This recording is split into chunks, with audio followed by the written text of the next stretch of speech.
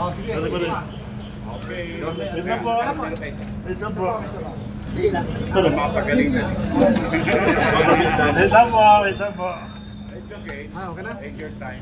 Pupukado ko lang para pogi kasi hindi ako rin.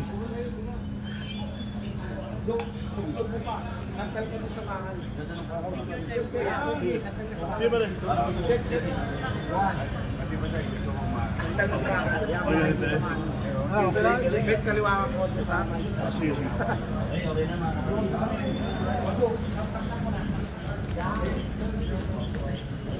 Well, first, as you all know, about a week ago, we made a directive to Manila Health Department para sa ating North Cemetery, South Cemetery, at saka Islamic Cemetery na prepare for the influx ng taong bayan na bibisita sa kanilang mga mahal sa buhay na nahimlay dito sa pangpublikong libingan.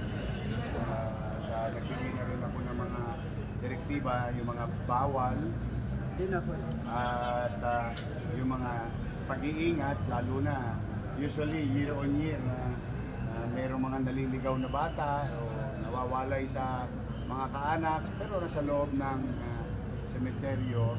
So binigyan ko rin ng order si Director J.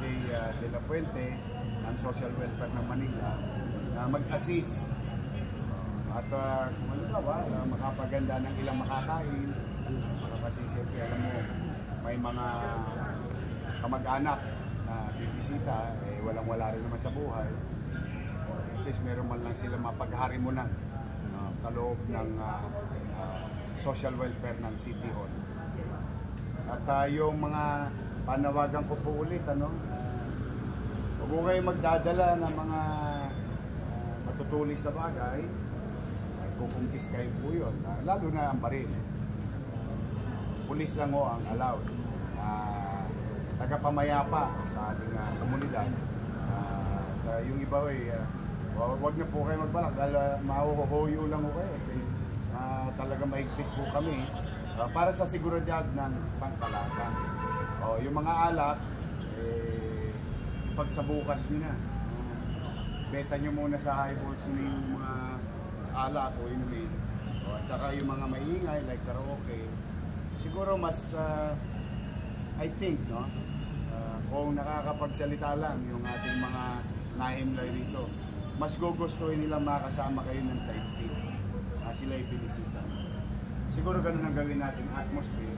Ito ang darating na November. Visit our loved one. Offer something. Particularly prayer. So, zero vendors ulit sa loob ng cemetery? Bawal. Bakit po? Kasi milyon-milyon kasi ang darating. Hindi naman na lumalawak ang cemetery. In fact, pasikip ng pasikip ito.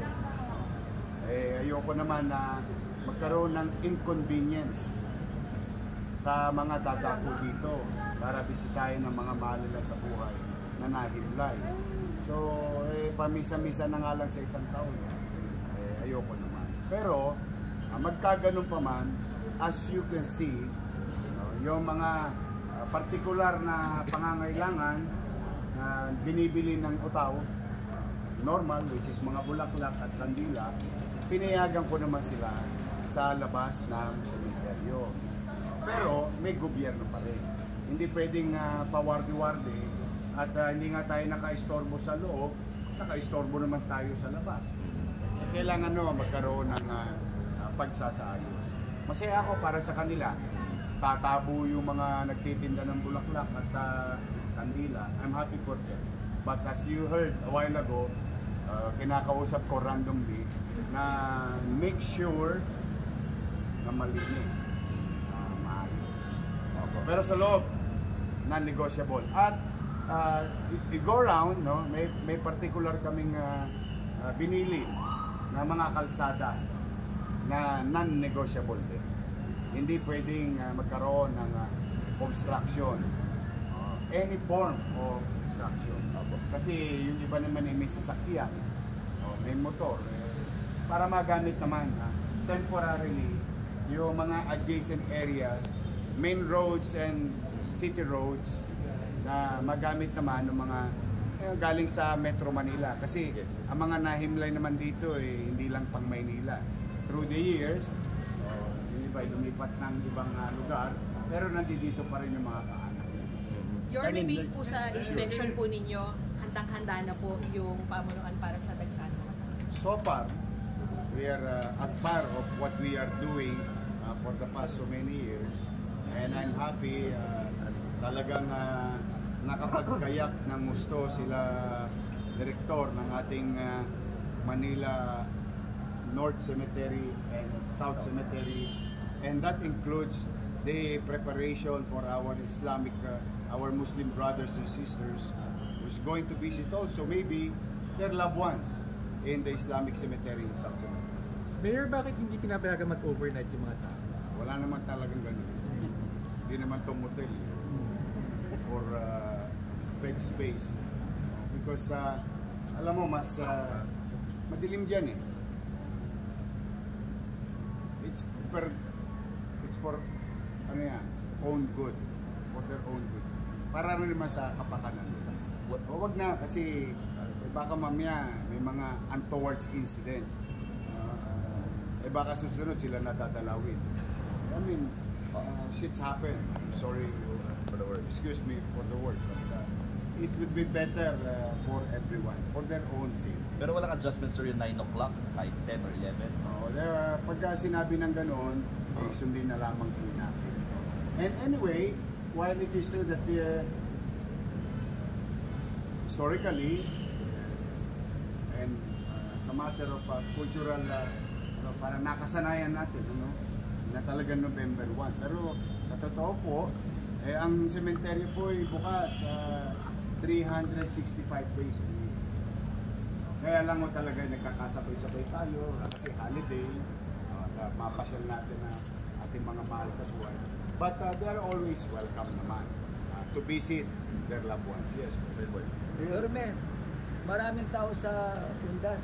Dumadalaw rin po yung mga mandurukot na nagpapaalala nyo. Good luck.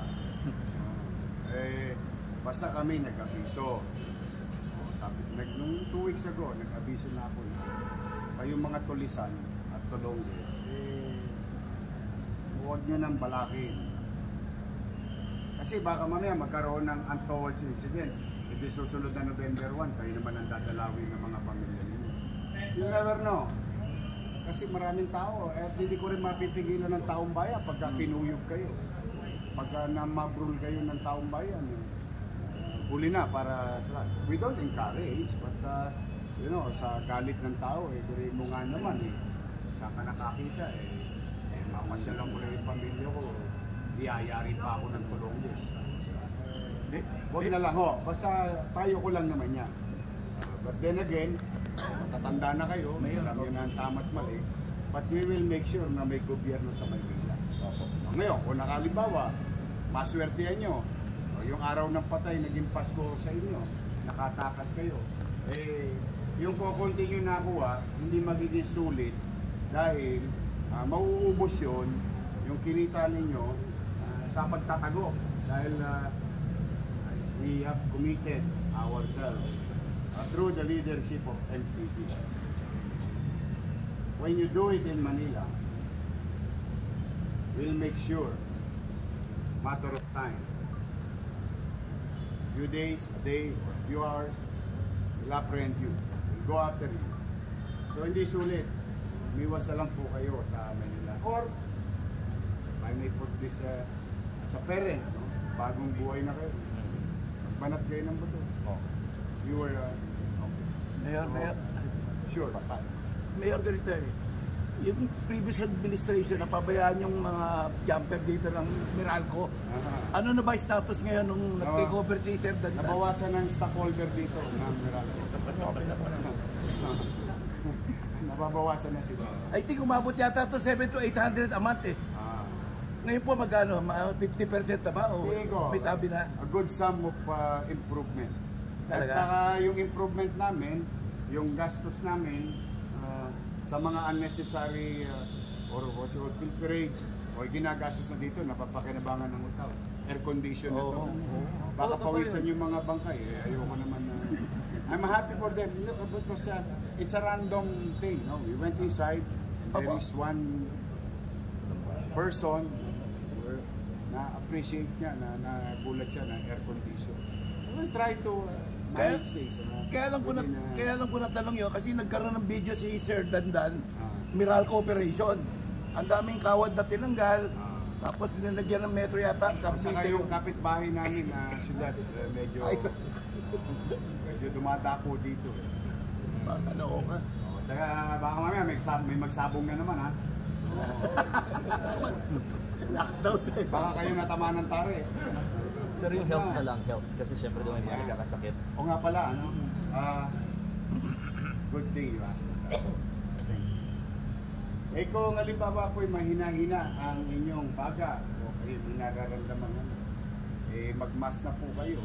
Eh kasi po, meron tayong at some areas na medyo kumalat ang influenza. Although, nagagamot naman yan, kaya lang nakamamatay din po yan sa mahinang pangangatawan. Eh panawagan ko rin yun na hanggat maaari, wala naman siguro masamang magsuot ng mask if you're not feeling well.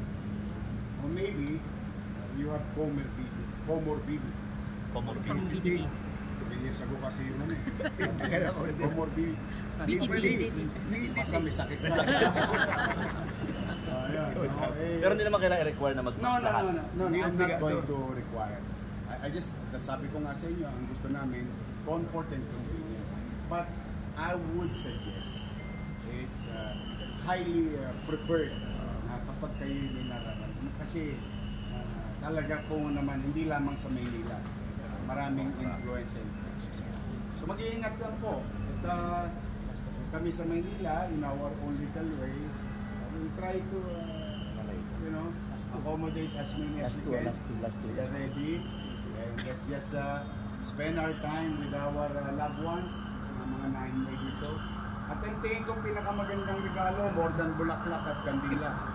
May pagdasal natin ang mga kaluluwa ang ating mga mahal sa Diyos. Mag-ingat po kayo. Yes, thank you, Mayor, kumbaga parang well-prepared talaga ang city government ngayon. Ini-expect ba natin na mas bababa yung crime?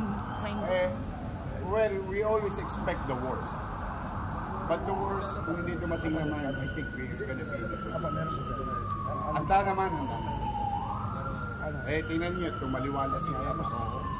Saka few months ago, when I assumed office, naka 200 trucks yata akong basura. Maalala niyo yun. Hindi dahil November 1 noon. July 1 lang, papasok. So, continuous naman yung effort na maging maliwalas yun. And maganda kasi ngayon din yung yung puntod finder. Meron sila. Saan tayo? Sa opisina ng Nay, tayo. Baka lang, baka magkaligawan. This is an additional thing, no? Halimbawa, yung puntod ninyo, dahil po, 1960s, 1970s, o 80s, matagal na kayong hindi nakapunta. At medyo nagbago na yung vista. Nung pagtingin nyo doon sa lugar, parang naliligaw. Meron po tayong puntod finder sa opisina ng direktor ng North Cemetery. Puntahan nyo po ron, nakatakda at yung geotagging ng inyong mga mahal sa buhay na nahilan na baka sakali lang na nakaligtaan ninyo. O yun nyo, please use that, yung panawagan namin. Para for your convenience. Thank you, Your Honor. Thank you guys. Thank you.